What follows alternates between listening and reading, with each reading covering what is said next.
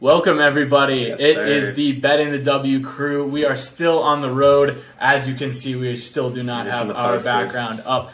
But we have a very special little mini episode for you tonight. We are joined by Hunter Cruse from the Locked On Women's Basketball Podcast. We are here with Hunter tonight to talk about some future pros. We've been talking a lot of college basketball, and we don't want to move too far from that because the tourney gets going in earnest tomorrow night. We got the first four on right now. Hunter, what I want to know from you is what prospects are you looking for most? Which prospects have the most to lose or gain in this tournament? So starting off, I will say Haley Jones. She's probably like the number one player entering this tournament because, Rickea Jackson, she's out. Yeah. So there's some room for someone to rise. And heading into the season, I think it was kind of a consensus that she was a number 2 prospect. And it shifted where it's Diamond Miller. Jordan Horston's sort of in that conversation for me, but Haley Jones has struggled with the shot. She was like a mid-20s shooter. Now she's shooting like 10%. Mm-hmm. Yeah. So I think, she's going to be key to a deep run for Stanford. I'm kind of hesitant to see how far they will go if they're going to make the Elite Eight, Final Four. But, I think Haley Jones, if she can somehow kind of regain some of that shooting ability, because she was on Locked On Women's Basketball with Howard, and she kind of talked about it, how she's been more hesitant to shoot recently, and it's not, she says it's not like that she can't shoot, it's more that she's hesitant to shoot, so maybe we see more of that in the tournament, I don't know, but yeah, she's the number 1 player for me.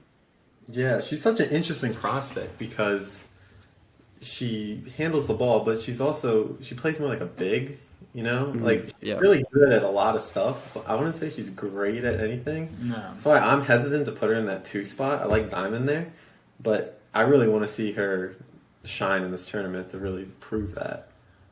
Yeah, she excels in transition. Open Exactly. court, she can make so many plays out in transition. The defense is good. She's a good finisher. She has good touch. It's just just a jump shot. It's trying to figure out what position she's going to play, how she's going to slide into an offense the next level.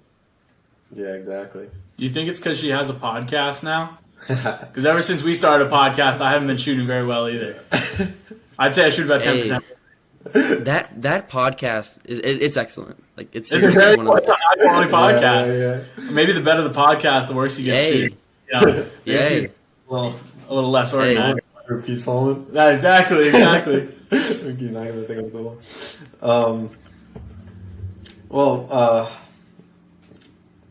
What am I thinking? Good question. You usually got me there. Yeah, well, you're my guy with draft analysts.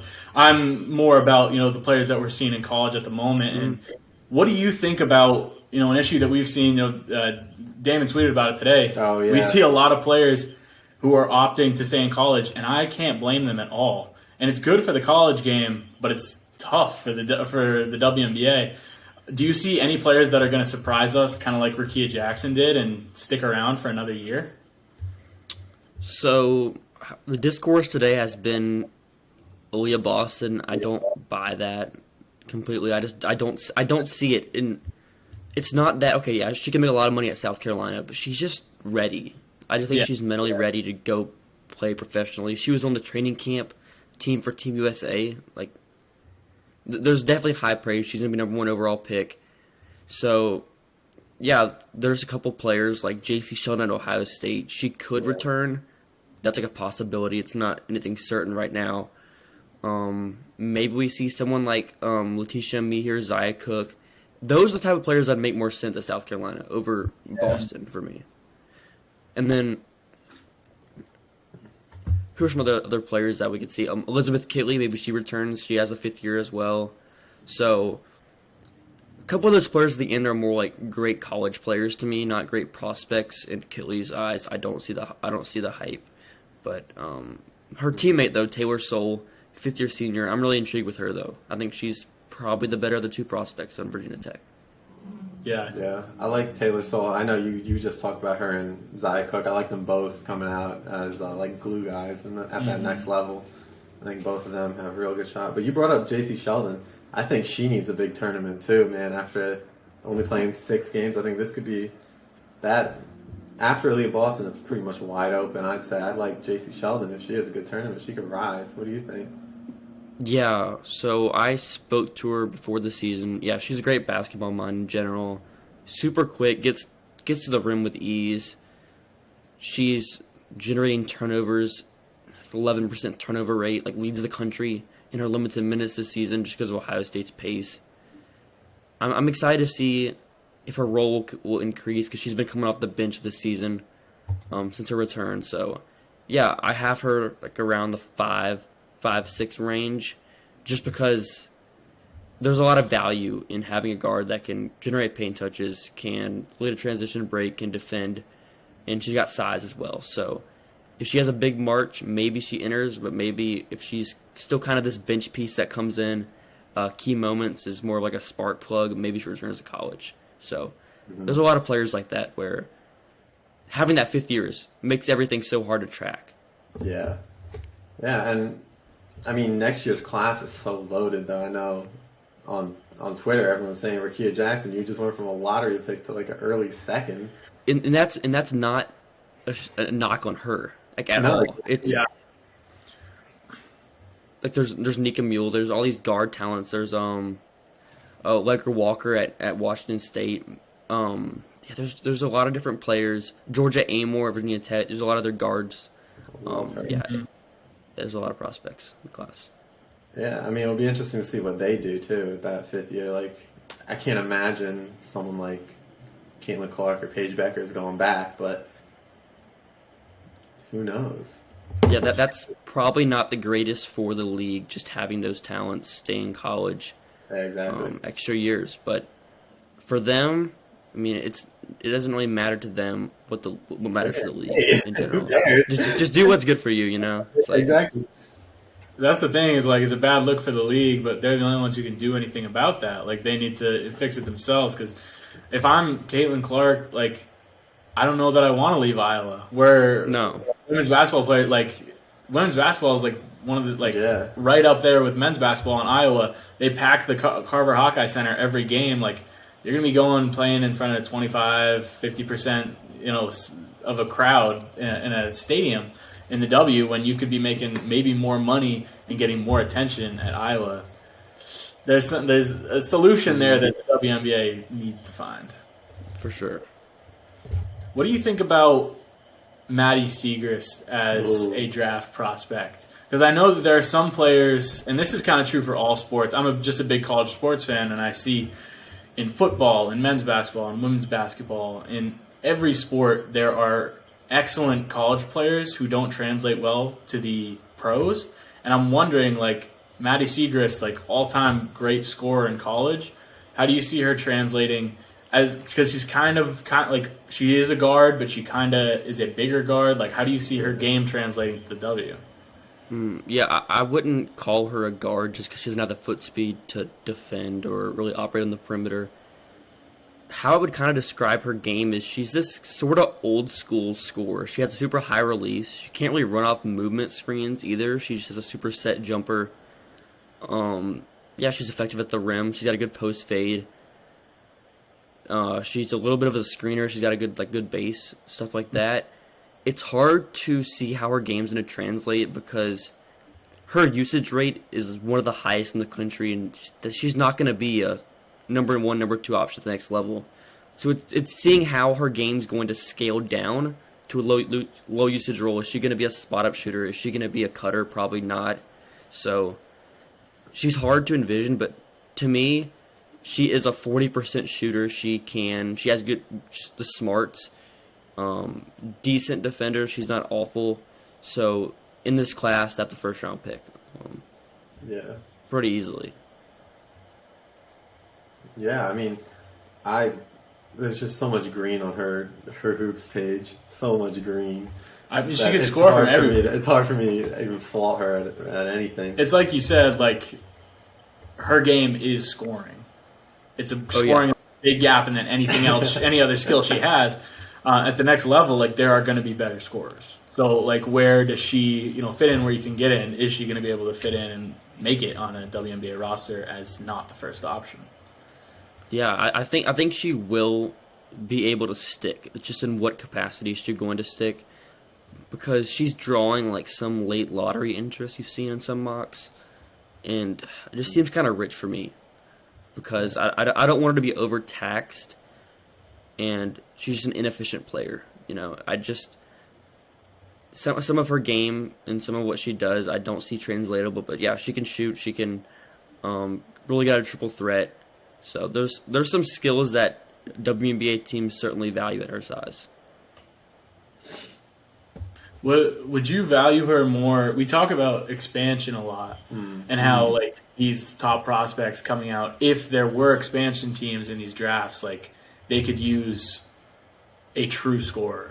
You think she might go a little bit higher if there were expansion teams on the board, just because they'd be looking for like a name, a star, a scorer? So I kind of view it in the opposite way. Really? I think the players like her are more plug and play because she has so much college experience. She's so old, and she has the counting stats to where teams will trust her. But it's more the players that are kind of more on the fringes. Like in this class, Letitia Meeher's one where she could use reps. Like we'll see with some other teams in the league. Repair from the Aces last season. She wasn't playing any minutes really, and that's not great for like a young player's development. Like she was playing some minutes, but not like as much you would want for player developing for her. You'll see with like Awak Queer as well. So these type players that are more like unpolished prospects could use those reps, and there's just limited spots. So if you're ready to play now, if you're not, you're just going to be on the bench. So it's really tough. Yeah. So speaking of Ami here, do you have her on your board? Yeah, I have her just because of some of the decisions. I have her around like 12 to 15 range in that tier. Just a bet on her physical tools. Yeah. She's Facts. Long arms on her. Yeah, I think she has like a 6'10" and a half wingspan or something like that. Yeah, only South Carolina would have someone coming off the bench as a draft prospect. No, it's crazy. It's crazy. Like we're definitely not used to seeing that. South Carolina just like unprecedentedly deep. Just She plays like 16 minutes a game, and it's wild. I sometimes wish that she would have transferred just to see what she would look like in a larger role. Because like you can squint, you can kind of see Diamond Miller, like in some of the stuff she does, like in terms of like the steal and block rates, transition offense. There's some of that stuff that she just doesn't have an opportunity to grow at South Carolina, but she's certainly an impact to winning. I think that's a tough thing to figure out, because I talk about parity all the time. I wish there was more teams that could legitimately challenge SC, and it's not like it's a guarantee, but they are the number one seed by a long shot, and they're the favorite by a long shot, and it's like their bench is better than most teams starting five. And if all things were equal, there was more competitiveness between programs, like we could see those players become their own player at a different program, and it wouldn't be just South Carolina, UConn, Notre Dame, like these big name schools. Like I would love to just see the talent spread out more. Yeah, because I remember Coach Yo at Ole Miss, after like the South Carolina, then they played South Carolina, she was saying how you beat South Carolina is in the offseason, just because South Carolina has so much size. You have to out-recruit them, and that's extremely tough to do. Like they had Shakira Austin. Like those players don't come around often, and when they do, you have to pounce on the chance to beat them. So like South Carolina, it's hard to see them take it down. Like I know you guys are like more of like a betting. It's like, would you take South Carolina or the entire field? It's like South Carolina is like an easier bet. It's great. We've talked about that. I am. I'm He's got his body on his line. Fighting hard for the field. I would love to see.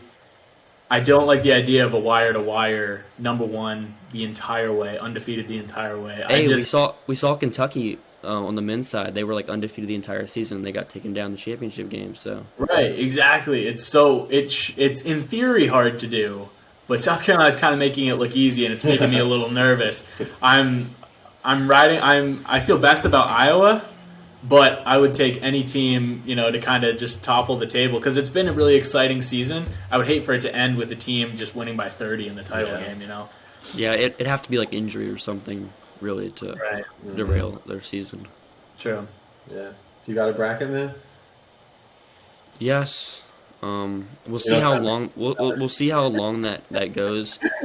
We'll see. Yeah, we'll see how long that thing goes. But March is crazy. It's so unpredictable. It's the first day of the men's tournament, and everything's on its head right now. And tomorrow, surely the bracket will be done 5 or 6 games in. We pick with confidence, but we loved Illinois. And, they didn't even make the field of 64. I think one that's becoming more of like an easy bet is Georgia over Florida State. I think with Tania Latson out, it just that seemed like an easy one.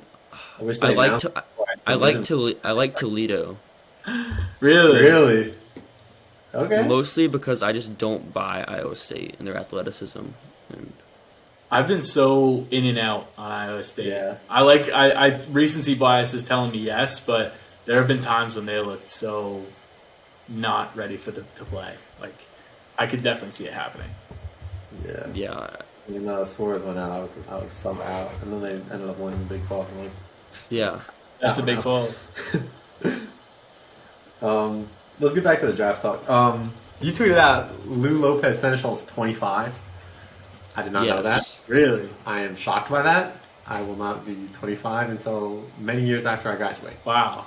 No, she's been around for a minute. Yeah. She's been around for a minute. Do you think she deserves more draft buzz? I don't know what does she do wrong? I think she does everything good. As a point guard, or as a shooting guard. Yeah. She's another one of those players where it's like surefire rotation player bets. Exactly. In like late first round, early second round. The only concern would probably be the defense. She just doesn't have like that level of athleticism. But I prefer her over Ashley Jones pretty easily. Yeah. I think the stat profile is so much clearer. Some of the skills she has, like she's like in Ashley Jones's case, she'll take forwards down to the post and like post up. I don't see her frame kind of translating to be like a posted up player at the next level.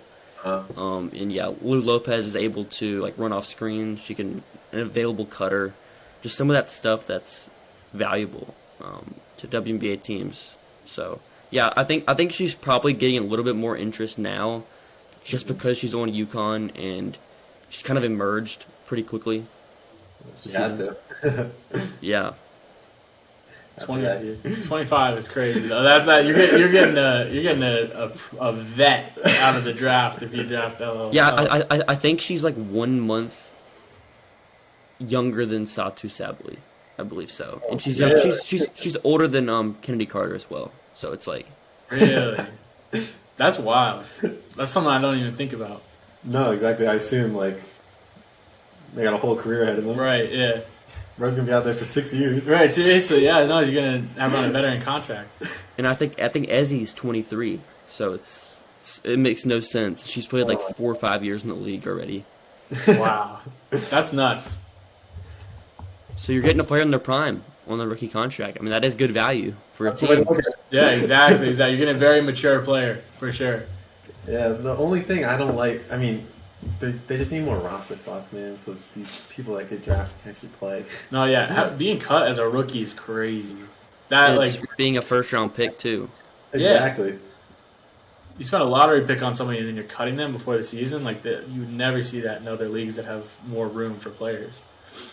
Just having those like extra two-way spots to actually have young players on a team would be helpful, but we'll see how long that takes to where rosters are expanding, which is probably more important than expansion for me. Yeah. Just having teams that are deeper. Yeah. I mean, my way of looking at it is make the games longer, and then you can make the rosters a little bit bigger. Yeah. Yeah, that makes sense. Just because tied legs. I don't know, man. It doesn't seem like they even want it, though. Yeah, they're very slow with their decision making, it feels like. I don't know. How about you? Got any names, mid-major names you keep an eye on? Anyone we need to know that we don't know? Do you guys know about Kiki Jefferson at James Madison? Can't sound familiar, no. So I think it's tomorrow. They play against Ohio State. That'll be a very interesting matchup. She's like this combo forward, really good play finisher. She can attack the basket, decent passer, good defender. She's interesting for me. She's a senior, but she'll have the extra COVID year. She could be an interesting like transfer up option, or she could enter the draft. So, or return to James Madison. Those are like kind of three different options. She's one player. Then also Quenisha Lockett at Toledo. She is like 5'10", on the skinnier side, but she's like a great slasher. She's super quick on her feet, gets to the rim easily, operates out of ball screens. The shooting is like a big question for her. She's like a sub 30% shooter, but she's one of the better mid-major prospects in the class. And there's also Kashana Washington. She isn't in the tournament, but she's in the NIT. I believe she has like 30 points in their game tonight, and she has like 0 assists. So she's getting buckets out there. That's all she does. She's a bucket. Yeah, that's all that is. She scores like crazy and nothing else. No need. Yeah, I'm from Philly, so big Washington fan. Philly has been getting it done this season. Gotta rep the Philly Legends. 2 of the top 3 scorers in the country out of Philly. That's what I'm saying. Yeah, exactly. That's the place to look. Hey. I don't have any more questions. I'm good to go. We appreciate the time, man. Yeah, of course. We got a lot of prep to do before WNBA draft, so hopefully we can have you on again to do a little mock draft, maybe teach us a thing or two post tournament when we know everything for sure. But I think maybe we can lock in pick number 1, and then we can go from there. We can have hopefully Aaliyah Boston enters the draft. That would be extremely sad if she didn't. So that would be really tough for the league. That would be a tough scene. I think it's like you mentioned. Like I think certain players are just ready, and no amount of money is gonna like they're not gonna let themselves compete against lesser competition for another year. That's what Haley Jones said, I believe. Yeah, she said something like that. If you're a pro, you're a pro. I think Caitlin Clark teased using her extra year after next year. And like she's already ready. Like by the end of next year, she's gonna be so bored of playing against college players. Like she could step into the league right now and be like borderline all-star. Honestly, absolutely. Exactly. Well, while we're on Iowa, actually, we're big Iowa guys. What do you think of Monica Sanano? She's a potential a center. I think she's kind of underrated, but what do you see? Is there a good reason that she's not at the top of anyone's draft board? I don't believe she's a great shooter, and she's not has the greatest versatility. How tall is she exactly? Do you know? It's like 6'3", 6'4". Yeah, so I don't think she passes the athleticism, the shooting abilities, and stuff like that teams are looking for at the big position. But she could be a 3rd round pick, just because there's good college players that will get in the 3rd round, and maybe she can compete in training camp. Maybe she could stick, but not someone I would spend draft resources on right now. Yeah, that makes sense. I think she's a little overshined, maybe a little. She does one thing well, and I think there's a lot of bigs in the draft that do one thing well. But I think size is valuable, so maybe that'll help her get somewhere and then develop those skills. But post up is the post up is a skill that's phasing out more and more, where it's kind of a select amount of players that are really valuable with that skill, and that's their number 1 play type. Definitely, you got to dominate with it for sure. Yeah. Anyway, we were heading towards an outro, and then we got distracted. Yeah, of course. Again, thank you for joining us. This has been awesome. Appreciate you. We hope to talk soon. Good luck with your bracket. Yeah, seriously. Wait. Who you got winning? South Carolina? South Carolina. But who they playing? I don't know how I feel about that. Yeah. From a value standpoint. Everybody picking South Carolina. It's welcome to W. You could make more money betting an over-under than you can betting on South Carolina to win the Exactly. national championship. I woke up today and I was feeling Maryland. I have South Carolina, but I was feeling Maryland today. Terps. The Terps. Hey, they're fun. They're a fun team. They're fun. That's right. Good vibes team. That's what we always say. Oh, we love the vibes. For sure. Oh, sorry. Before we go, how do you feel about Duke? They don't play offense. No, they don't. No, they don't. They usually don't. I love Celeste Taylor. Yeah. I love Carl Lawson's defensive schemes and stuff like that, but they're brutal on offense. It's brutal. It's hard to watch offense. It's hard to watch. It's hard to watch, but I love it. Someone is going to get like an all WNBA defensive first team out of Celeste Taylor in this draft. Like crazy good defense, 1 through 5 on that team. For sure. Yeah, they play Iona. I don't see that getting touching triple digits. That's gonna be so low scoring. I am excited because I have them playing Iowa in the Sweet 16, I think. And that's Those are like two contrasting styles. We've been talking about it all year. Oil and water. I can't wait to see it. I hope nothing busts that part of my bracket up. For sure. All right, do we have any more tangents we want to go on? You got some? No. Nah, you're good. All right. I'm good.